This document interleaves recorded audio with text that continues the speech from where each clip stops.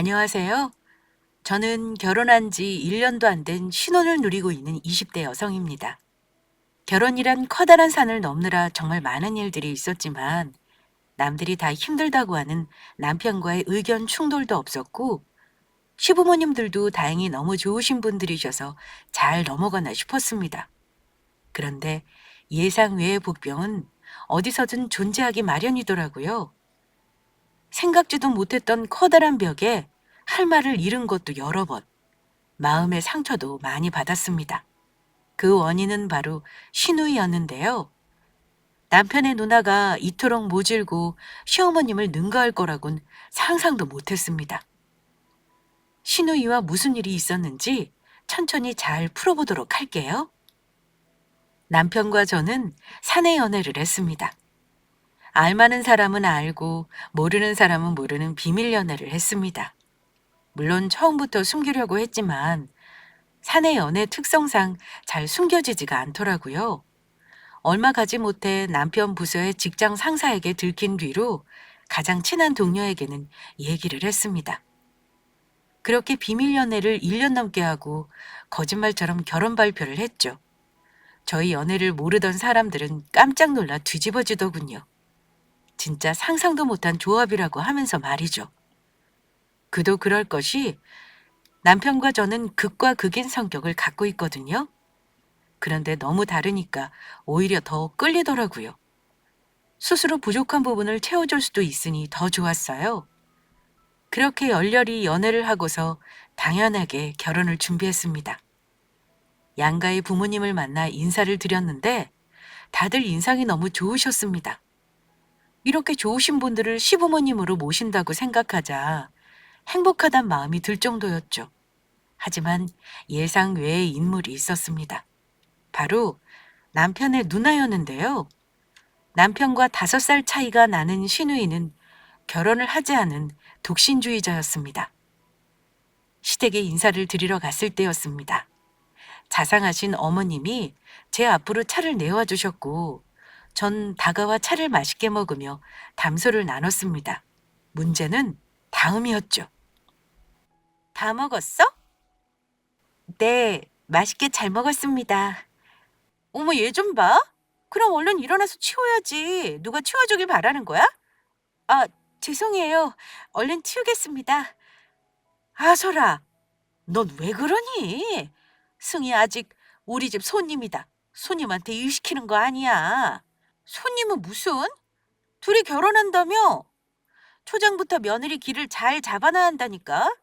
엄마는 너무 물러터졌어. 누나, 무슨 말을 그렇게 해? 내가 뭐, 나 틀린 말 한 거 하나도 없다? 예, 승희야. 우리 준이가 말이 좀 험해서 그래. 본심은 아닐 거다. 아이고, 그래요. 아주 싸잡아서 나 이상한 사람 만드니까 기분 좋아? 그래. 괜히 분위기 초치지 말고 누나는 좀 빠져줄래? 신우는 자신만 빼고 모두 저를 옹호하는 분위기에 기분이 상했는지 인상을 구기며 방으로 들어가 버렸습니다. 제가 노천이 히스테리가 심해서 그래. 너같이 예쁜 아가씨가 준우 짝으로 결혼한다고 오니까 마음이 더 상했던 거지. 아니에요, 어머님. 저 괜찮아요. 아유, 그렇게 이해해주니 고맙네. 그렇게 사건은 일단락 되는 것 같았습니다. 하지만 그건 시작에 불과했죠. 인사를 드리고 얼마 지나지 않아서 신우에게서 전화가 걸려왔거든요. 제 번호를 알려드린 적도 없는데 도대체 어떻게 하셨는지 따로 전화를 걸어와선 대뜸 만나자고 하더라고요. 그래도 신우 전화인데 무시할 수는 없어서 그날 잡혔던 약속을 취소하고 신우를 만나러 갔어요. 좀 빨리빨리 나오면 안 되나? 약속한 시간보다 10분이나 늦었잖아. 죄송해요. 갑자기 부장님이 메일 하나 보내라고 시키셔서 연락드릴까 하다가 그 틈에 빨리 하고 나오면 되겠다 싶었거든요. 됐고, 거기 앉아봐. 네, 저한테 따로 하실 말씀 있으세요? 있지. 아니, 아주 많지. 근데 그날 할 말을 다 못했어. 며느리 본답시고 다들 착한 코스프레 하느라 난리들이지 뭐야? 그래서 내가 그날은 참았지. 어, 혹시 하실 말씀이 뭔지. 우리 집 며느리가 되려면 말이야. 엄마 이전에 나를 먼저 봐야 해. 왜냐면 그동안 준우 사귀던 여자친구들은 다 내가 관여했거든? 그리고 준우 걔가 또 내 말을 잘 들어요. 그래서 내가 싫다면 다음날에 당장 헤어지기까지 했다니까? 신우는 믿지 못할 얘기들을 꺼내놓기 시작했습니다. 저도 커피가 마시고 싶었는데 제 커피는 쏙 빼고 본인 커피만 시켰으면서 주문하러 갈 틈도 안 주고 말이죠. 덕분에 입안이 바싹바싹 타들어가기 시작했어요. 그래서 나한테 통과되는 게 기본인데 이번에는 준우가 날 그냥 건너뛰었더라고. 기분 나쁘게. 제가 잘 몰랐네요. 너무 늦게 인사드려서 죄송해요. 그럼 당연히 그래야지. 근데 솔직히 말하면 나 너 별로 마음에 안 들어. 네? 너 입고 다니는 꼴 좀 봐. 준우랑 어울리기나 하니? 보기엔 날씬하고 키 큰 것 같아도 그거 다 다이어트 약이다 뭐다 해서 겨우 유지하는 거잖아. 내가 모를 것 같아? 아니에요. 저 다이어트 약 먹은 적 한 번도 없어요. 거짓말하지 마. 귀신을 속여라. 나는 못 속이니까. 그리고 말이 나와서 말인데 너 나이 정도 되고 월급 받으면 명품 하나쯤은 들고 다녀야지 않겠니? 저는 명품엔 큰 관심이 없어서요. 얘 큰일 날 소리 하네. 명품에 관심 없어도 관심 있는 척 하는 거야. 너 사람들이 비싼 옷 걸치고 다니는 게 왜인 줄 모르니? 다 자기 급 올리는 거라고. 너 그렇게 중저가 브랜드만 걸치고 다니니까 널 딱 그 정도로만 보는 거야. 아무것도 모르면서. 전 그런 눈으로 보는 사람들의 인식이 오히려 잘못됐다고 생각해요. 으이그 바보네 바보. 내가 다른 게 아니라 너도 알지? 나 37살 먹은 거? 네, 알고 있어요. 37 먹은 내가 명품 하나 없으니까 사람들이 얼마나 우습게 여기는지 아니? 어디 모임에 나가도 다들 힐끔거리는 시선이 장난 아니야. 쥐들은 뭐 잘난 남편 만났다고 나보고 결혼은 언제 하냐느니 애인은 있냐느니 징그러워 죽겠어. 형님이 그렇게 생각하신다고 하니 가방 하나 구입해 볼게요. 미련하다. 그래, 내가 너보고 바보라고 한 거다. 내가 언제 너보고 사랬니? 사면 좋겠다 그랬지. 넌 아직 어리잖아. 명품은 내가 들어야지. 그제야 신우의 속내를 알 것 같더라고요. 저를 슬슬 구슬려서 명품 가방 하나 받아내려는 속셈이었죠. 하지만 제가 순순히 그 비싼 명품을 선물해줘야 할 필요가 있나요? 저는 아무것도 모르는 순진한 며느리 코스프레를 하며 끝까지 모른 척했어요. 제가 조금이라도 알아챈 척하면 그 틈을 비집고 들어올 판이었으니까요. 형님처럼 얼굴이 명품이신 분이 가방이 뭐가 필요 있겠어요. 어머, 너도 그렇게 생각하니? 하긴 사람들이 다 나보고 그러긴 하더라. 내가 너무 잘나서 남자가 없는 거라고. 남자들은 다 뭐 한다니? 나같이 괜찮은 여자 확 낚아채가지 않고? 그러게요. 세상 남자들 눈이 다 삔 거죠. 근데 아무리 그래도 가방 하나쯤은 있었으면 싶어. 하다못해 친구들을 만나도 결혼도 못한 애가 명품 하나 없으니 우습게 보는 것 같아서 말이지. 그런 나쁜 친구들은 만나지 마세요. 명품 없다고 우습게 보는 친구들이 어디 있어요? 얘는? 지금 무슨 소리라니? 그럼 내가 왜 너를 불렀겠어? 넌 진짜 말귀를 못 알아먹는구나. 제가 말귀를 좀 못 알아듣긴 해요. 됐다 얘. 난 이만 갈게. 그냥 가시게요? 괜히 와가지고 아까운 커피값만 썼어. 다음에 제가 커피 사드릴게요. 됐어. 커피는 무슨. 신우는 씩씩거리며 카페를 나가 인사도 없이 사라져버렸습니다. 속으로 참 통쾌했어요. 그리고 시부모님이나 남편과 정말 다른 그녀의 성격에 의문을 품기도 했습니다. 다들 스윗하시고 너무 좋으신 분들인데 왜 신우만 이렇게 욕심 많고 저를 어떻게든 휘어잡으려고 하나 싶기도 했어요. 이게 바로 결혼 안 한 누나의 한풀이 같은 건가 싶기도 했습니다. 차라리 빨리 신우에게 애인이 생긴다면 나아질 것 같았지만 저 성격을 견뎌줄 남자가 어디 있겠어요?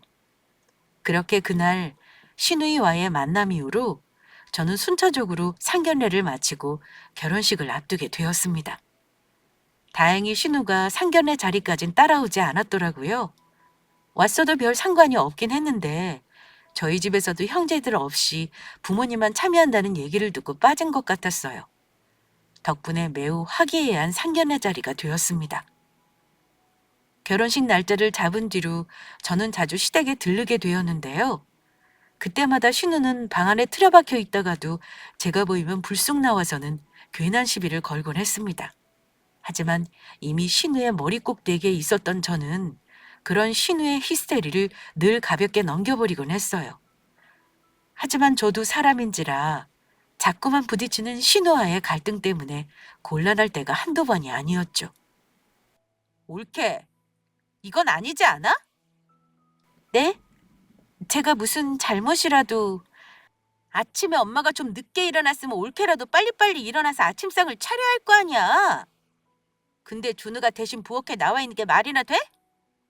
내가 참다 참다 진짜 이건 아니다 싶어서 얘기하는 거야.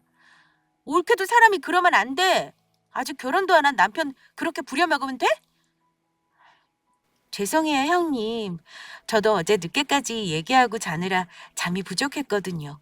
그럼 준우 씨는 결혼하고 실컷 부려먹도록 할게요. 결혼 전에는 아무래도 아직 내 남편은 아니니까. 그쵸?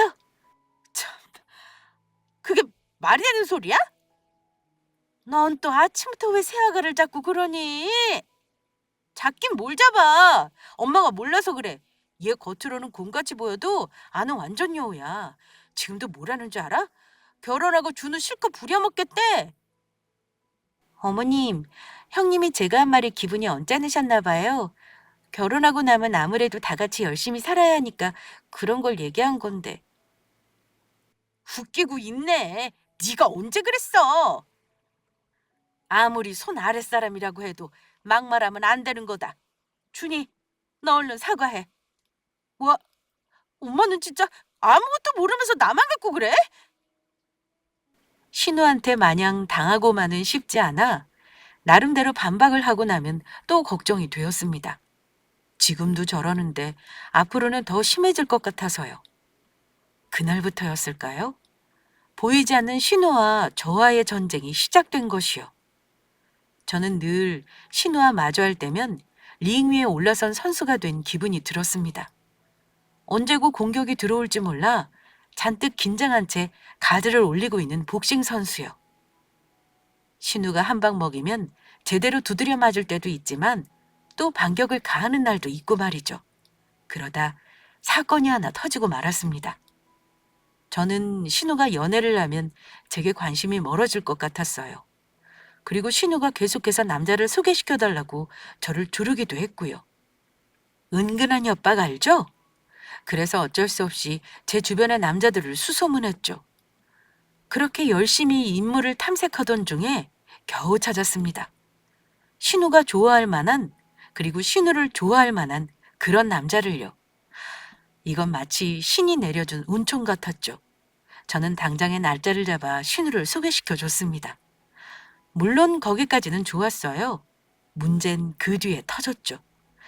제가 소개시켜준 회사 선배가 너무 마음에 들었던 신우와 달리 선배는 그런 신우가 그다지 마음에 들지 않은 듯 했어요. 우려하던 사태가 발발하고 만 거죠. 도대체 왜 연락을 안 받는 건데? 어제 했을 때는 분명 시간 날 때 연락 준다고 했거든? 근데 오늘까지 연락이 없어. 이게 말이 돼? 조금만 더 기다려 보세요. 선배가 바빠서 그럴 거예요. 올케는 회사서 볼 거 아니야. 그럼 얘기를 해줘야지. 왜 연락 안 하냐고. 그냥 내가 내일 회사로 찾아갈까? 형님, 그건 아닌 것 같아요. 찾아오시는 건 곤란해하실 수도 있으니까요. 내가 싫대? 그런 거래? 저도 확실하게는 잘 모르겠어요. 그러니까 답답하다고. 난 좋다니까? 머리부터 발끝까지 마음에 들었다고. 그리고 그날같이 술 마시면서 그쪽도 나 마음에 들어하는 것 같았어. 근데 갑자기 이렇게 구니까 내가 어떻게 할지 모르겠다니까? 네, 제가 여쭤볼게요.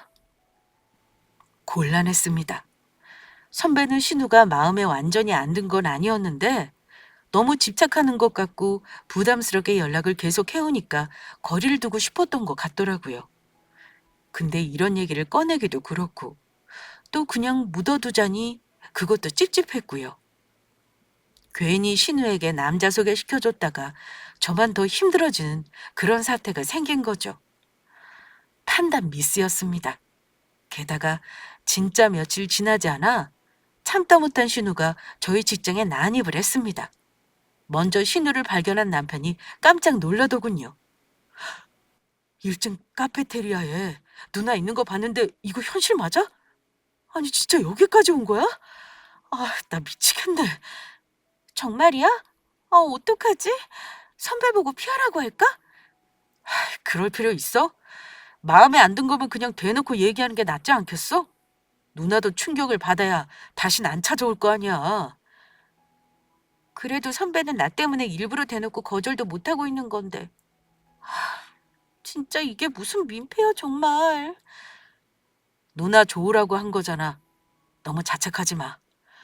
누나가 자기한테 계속해서 남자 소개시켜달라고 조른 거 나도 아는데. 남편은 신경 쓰지 말라고 했지만 역시 신경을 안 쓸 수는 없었습니다. 결국 그날 선배에게 신우가 1층 카페에서 계속 기다리고 있는 것 같으니 내 걱정은 하지 말고 선배 마음 가는 대로 말하라고 얘기했죠. 그렇게 신우는 선배에게 차여버렸고 펑펑 울며 그 분풀이로 저를 삼았습니다. 한참 자고 있는 새벽 1시에 전화를 걸어 지금 너희 집 앞이니 당장 나오라고 고래고래 소리를 지르더군요. 진짜 수면 잠옷 차림으로 나갔더니 다짜고짜 술병을 내밀면서 제 자취방으로 들어왔어요. 너 진짜 나쁜 애다.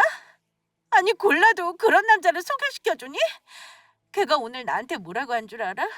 우린 성격이 좀 안 맞을 것 같대. 기도 안 차서 말이야. 죄송해요. 나이도 나보다 2살 어리길래 내가 굽히고 들어갔더니 나를 아주 우습게 취급했어. 내가 왕년에는 거리도 못 다닐 정도였다고. 10분마다 번호가 따여서. 아, 알죠. 저도. 그런데 이런 나를 거뒀자? 에라이, 평생 독신으로 늙어 죽어라. 얼른 툭툭 털고 일어나세요.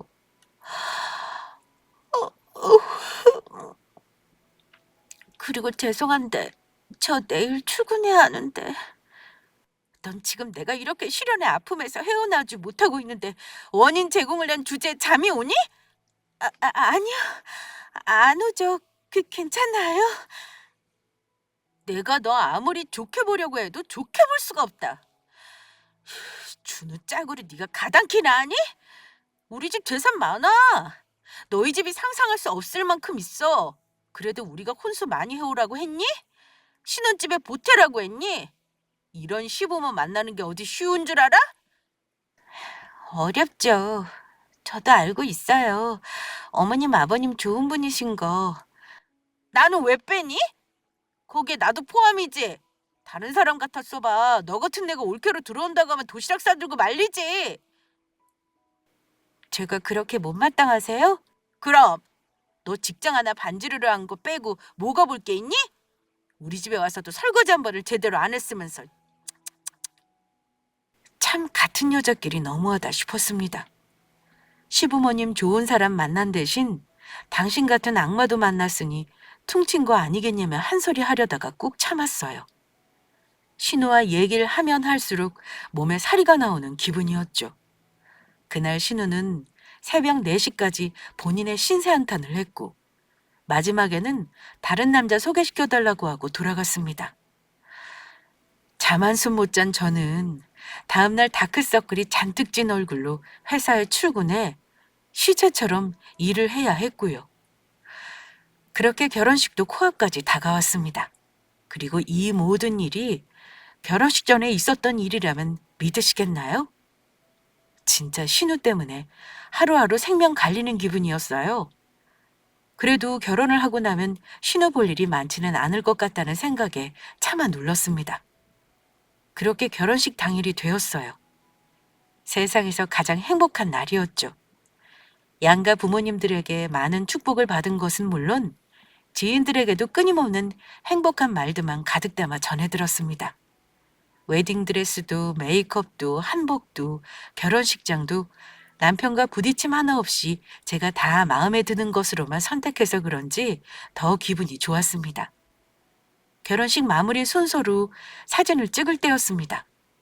가족끼리 사진을 모두 찍고 마지막으로 지인들과 친구들이 나와 사진석을 가득 메웠어요. 10년 지기 친구이자 내년에 결혼식을 앞둔 친구가 제 부케를 받기로 되어 있어서 그 친구가 제 옆으로 섰을 때였어요. 갑자기 의자에 앉아있던 신우가 뛰쳐나오더군요. 자, 던져. 내가 한번 잘 받을게. 신우의 멘트에 저는 넋이 나갔습니다. 친구도 지인들도 그리고 사진 기사님께서도 모두 얼이 빠졌죠. 다들 멍하니 신우만 보고 있자 신우가 한마디 더 하더군요. 뭐해? 얼른 던져! 라고 말이죠. 그제서야 신우가 진심이라는 걸 알았습니다. 몸에 피가 반쯤 빠져나가는 기분이었어요. 남편의 미간이 사정없이 구겨졌고요. 누나, 지금 뭐 하는 거야? 얼른 비켜! 보다 못한 남편이 작은 소리로 신우에게 말했지만 신우는 꿈쩍도 하지 않았습니다. 오히려 자신을 이상하게 보는 사람들을 훑어보며 뭐가 문제냐는 듯이 어깨를 들썩이며 말했어요. 올케가 말 안 했나 보네. 원래 부케는 내가 받기로 되어 있었거든요? 좋은 결혼식을 망칠 수 없다고 생각했는지 친구는 순순히 물러나 사람들 사이에 섞여 섰습니다. 결국 전 신우에게 부케를 던질 수밖에 없었고 신우는 갖은 포즈를 취하며 부케를 받았죠. 평생 결혼 앨범에 남을 사진에 다른 누구도 아닌 신우가 부케를 받는 장면을 생각하니 너무너무 속상하더라고요. 양가 부모님은 미리 패백실로 자리를 옮기신 뒤라 차마 못 본 게 다행이라고 생각될 정도였습니다. 부케 사건 이후 패백실에서도 식사하는 자리에 가서 사람들에게 인사를 할 때도 당연히 기운이 없을 수밖에 없었죠.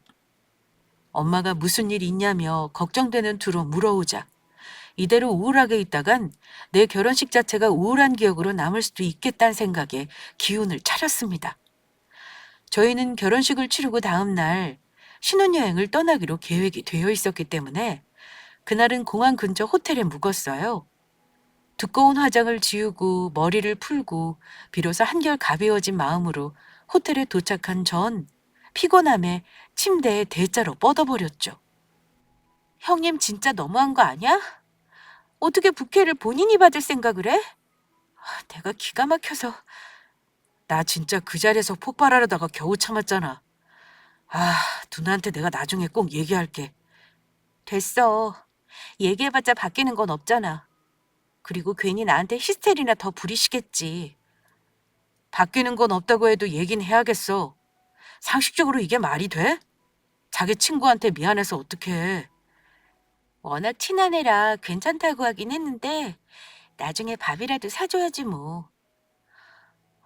그나저나 너무 배고프다. 밥 한 끼도 못 먹었더니. 결혼식이 이렇게 힘든 거라고 왜 아무도 얘기 안 해줬지? 진짜 생각보다 체력 다 소진하는 일인 것 같아. 배고파? 뭐 먹을까? 말만 해. 뭐야, 오버하지 마. 오버는 무슨, 나 평생 자기한테 이렇게 할 건데? 진짜 좋다. 우리 이제 헤어지지 않고 평생 같이 있는 거잖아. 아침에 눈 뜨면 자기가 있고 잠들기 전에도 자기가 있고. 나중에 지겹다고는 하지 마. 지겹기는 뭐가 지겨워. 이렇게 보고만 있어도 좋은데. 저희는 서로 마주보고 웃음을 터뜨렸습니다. 진짜 서로만 바라만 봐도 좋은 게 바로 이런 걸까요? 그렇게 하루가 지나고 신혼여행을 떠났습니다. 원래부터 늘 가고 싶어 했던 프랑스. 신혼여행은 너무나 즐거웠습니다. 서로의 얼굴에 아이스크림을 묻혀가며 배잡고 웃고 마지막 날까지 있는 힘껏 볼 수 있는 것들은 다 눈으로 가슴으로 담아온 것 같아요. 그렇게 신혼여행을 다녀온 저희는 선물을 가득 사안고 집으로 도착했습니다. 몹시 피곤했지만 친정에 들러서 엄마와 하루를 보내고 다음날 시댁으로 넘어갔어요. 시댁에 도착하자 어머님, 아버님과 아가씨가 일찍부터 저희를 기다리고 있더라고요. 아이고, 오늘아 수고 많았다. 피곤하지? 아니에요. 운전은 준우 씨가 더 피곤하죠. 전 옆에서 졸았어요. 그래, 얼른 들어와 앉아. 뭘 이렇게 사왔어? 너희들 하고 싶은 거 먹고 싶은 거나 잔뜩 하고 오지. 별거 아니에요. 앞으로 저희 예쁘게 잘 살 테니까 잘 봐주세요. 하는 뇌물로 가져온 건데요. 그래? 뇌물이라면 내가 흔쾌히 받지? 뇌물이랍시고 가져온 게 이게 뭐야? 초콜릿이나 기념품 따위 뭐가 좋다고. 난 또 면세에서 가방이나 하나 사들고 오는 줄 알았네. 형님 건 따로 있어요. 여기요. 뭐야, 화장품? 내가 뭐 얼굴에 바르는 화장품 하나 없을까 이런 걸 사왔니? 난 또 지갑이라도 하나 사오는 줄 알았네. 준이, 넌 또 무슨 말을 그렇게 하니? 얼마나 골라서 사왔겠어.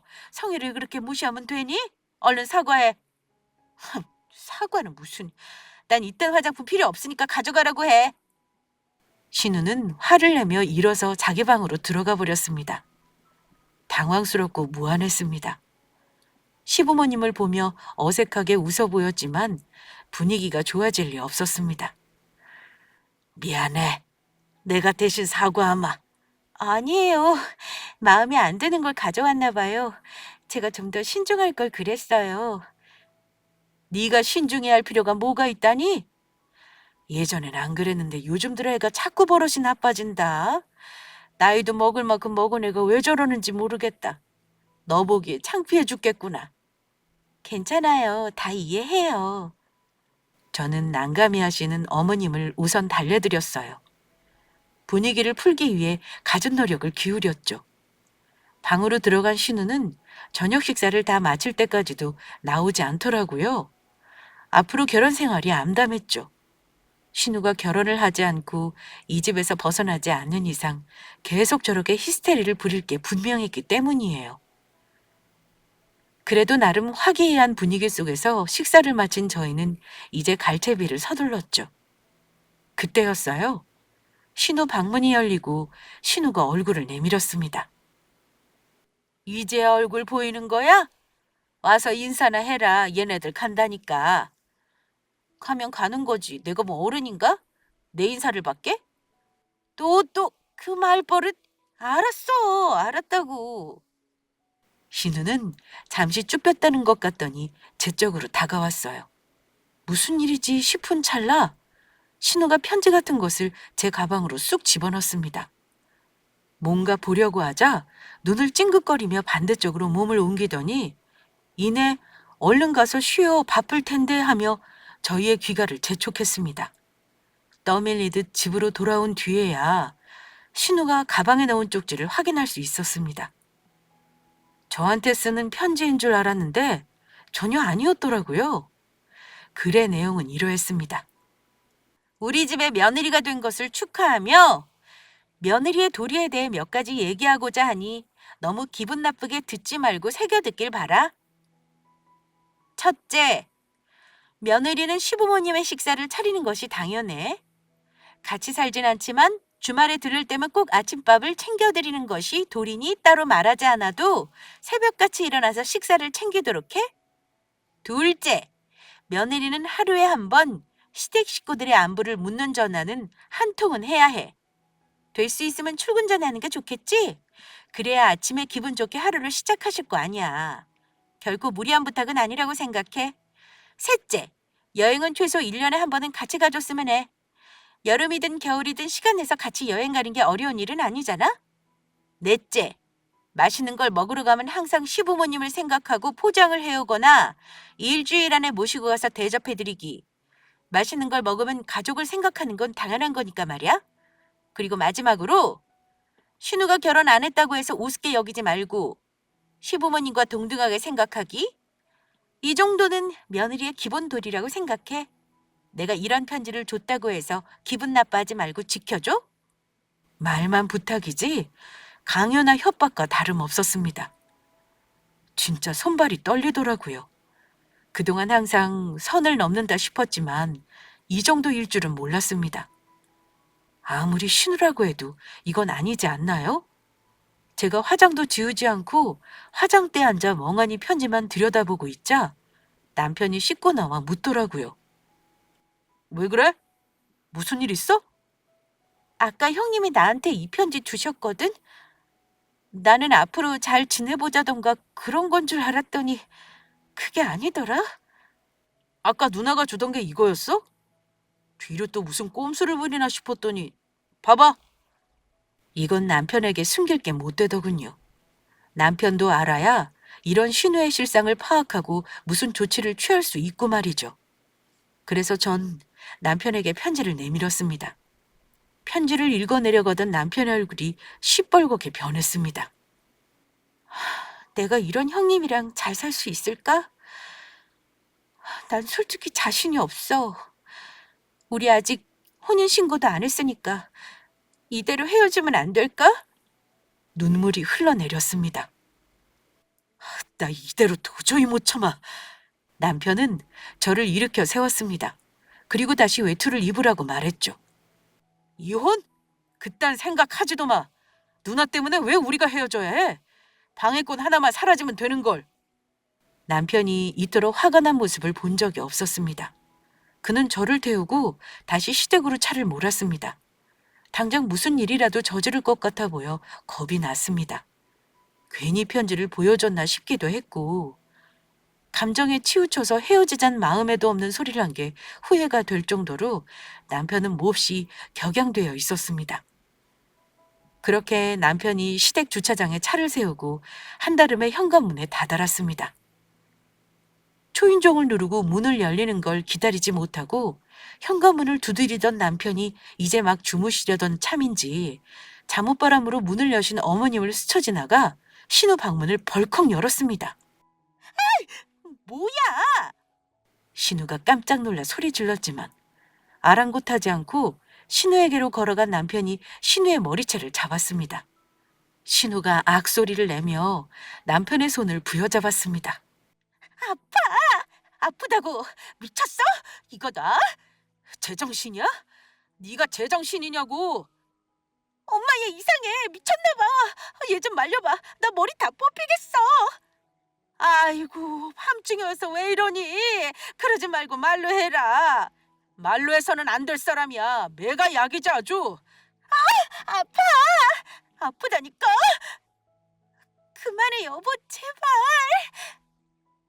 결국 제가 중재하고 나서야 신우의 머리채를 잡고 있던 남편의 손이 풀렸습니다. 뽑힌 머리카락을 보며 신우가 울부짖었어요. 엄마, 이게 뭐야?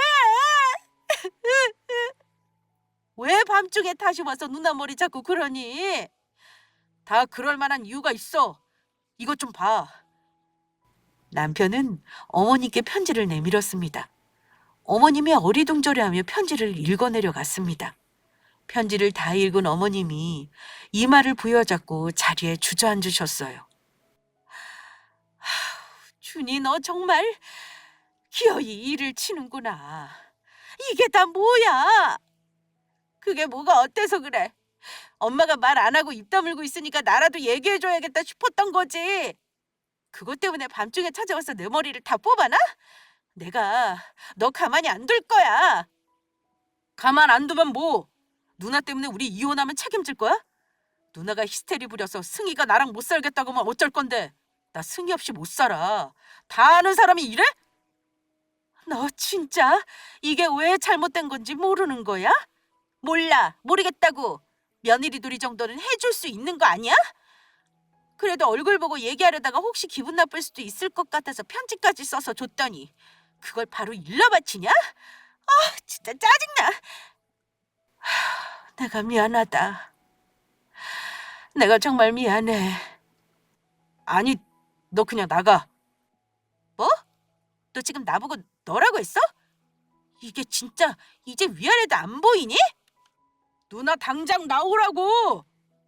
남편은 진짜 오늘로 뿌리를 뽑아야겠다고 생각했는지 장롱을 열어 캐리어에 신우 옷을 마구잡이로 집어넣었습니다. 신우가 발악을 하며 그런 남편을 말렸지만 남편을 이길 순 없었죠. 옷을 집어넣은 남편이 캐리어를 들고 나머지 한 손으로 신우의 팔목을 잡아 집 밖으로 끌고 갔습니다. 어머님이 놀라 뛰쳐나오고 잠에서 깨신 아버님도 따라 나오셨죠. 동네 창피하게 굴고 싶지 않으면 입 다물고 당장 이 집에서 나가. 내가 왜?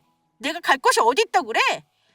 승희한테 명품 가방 맡겨놓은 것처럼 계속 타령한 거. 그래, 그것까진 내가 참았어. 근데 소개시켜준 사람 창피하게 매너는 말아먹고 그만 만나자는 말귀 못 알아먹고 쫓아다녔지. 게다가 그것도 전부 승희 탓이라고 떠넘기고. 우리 결혼식 날도 생각해봐. 부케 받기로 한 친구가 따로 있었는데 갑자기 누나가 난입해서 부케 받겠다고 고집 피워서 분위기 망쳤잖아. 일생에 한 번밖에 없는 결혼식에 이래도 돼? 근데 이제 와서 뭐? 며느리의 도리? 그딴 게 왜 필요한데? 그리고 그걸 왜 누나가 말하는데? 누나가 뭐라고?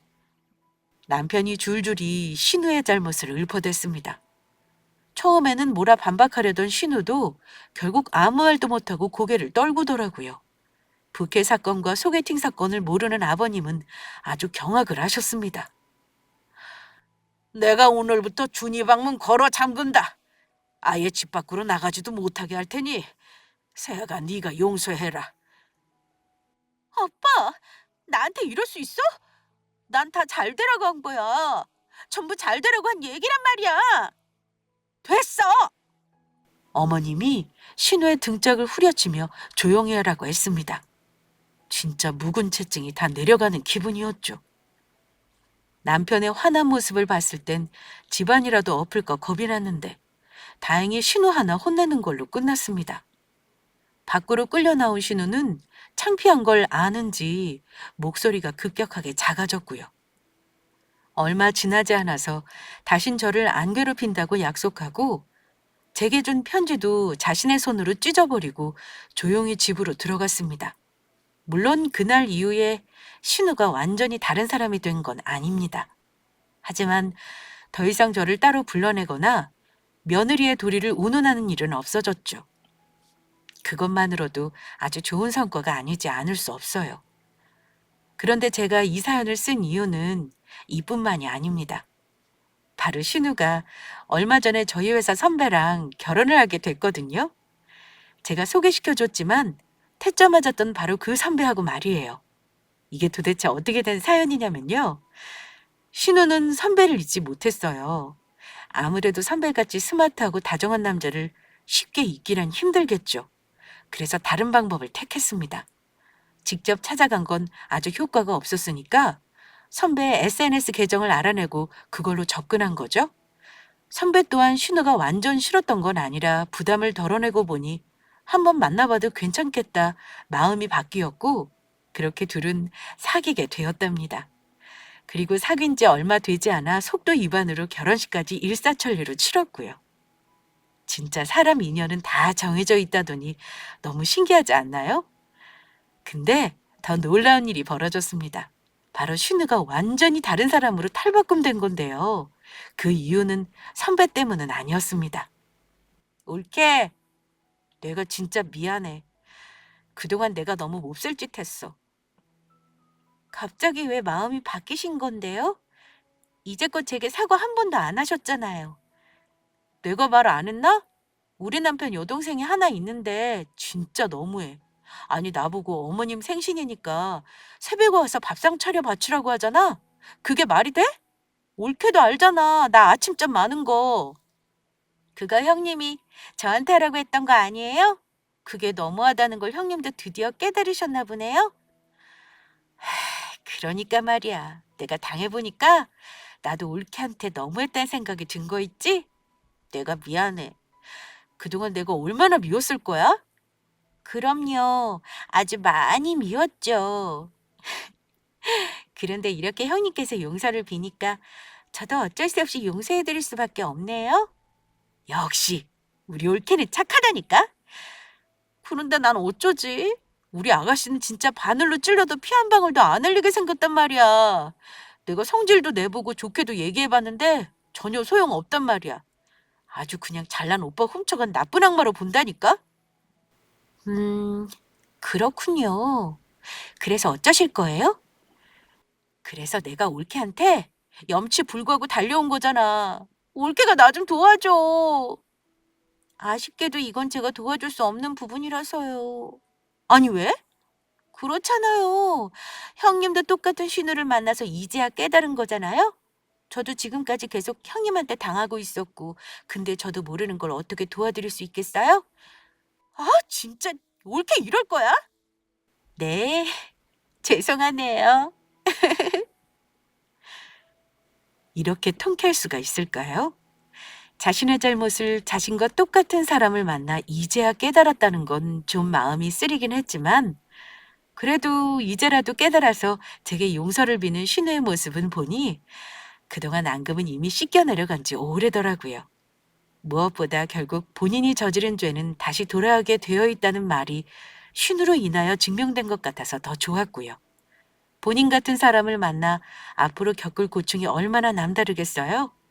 그럴 때마다 저한테 했던 횡포들을 되새김질하며 또 반성과 후회의 나날들을 보내겠죠? 아무튼 저는 그런 신우를 보며 열심히 팝콘이나 먹으면 될 일이고요. 제 사연은 여기서 끝입니다. 보통 시부모님과의 갈등 때문에 힘드신 사연들을 많이 봐와서 제 사연이 특이할 것 같아서 보내봅니다. 하지만 저처럼 신우와의 갈등이 있으신 분들도 적진 않을 것 같아요. 다들 각자 나름대로 잘 극복해 나가시길 빌어볼게요. 그럼 긴 사연 들어주신 분들 모두 감사하고 모두 행복만 하시길 바랍니다.